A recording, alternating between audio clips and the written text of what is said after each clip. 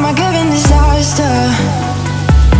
Speed away from the holy mind. Pride, that's where I never thought it would matter.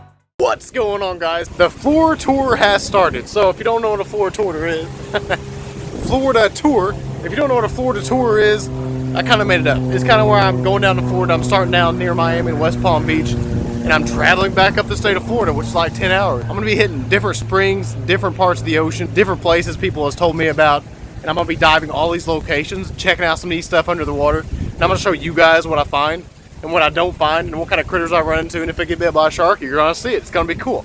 Well, for you, not for me. But anyway, I'm out here at West Palm Beach, Florida. Pretty cool hot spot for sharks. There's actually like lemon sharks and there's tiger sharks, and hopefully there's not bull sharks. I'm not a big fan of bull sharks because they like to bite. But anyway, there's seahorses, there's loggerhead sea turtles, which I don't even know what the heck that is, but it sounds pretty massive, and everything in the ocean is pretty big anyway. So I'm a little sketchy going in, but hey, it's cool, right? It's gonna be a lot of fun for us. I'm gonna go down there, just talk to a guy. He said high tide was like this morning, so the visibility might not be very good, but we're gonna check it out. I actually was walking around and I seen like these weird looking birds with like these curved beaks. I don't even know what kind of birds these are, but these are really weird looking birds. We don't have these birds back up, but I got something to tell you about. I was like, it was 15 hours down here, and I'm pretty fortunate to be down here because my car broke down, okay? I was 8 hours in, I got into Georgia.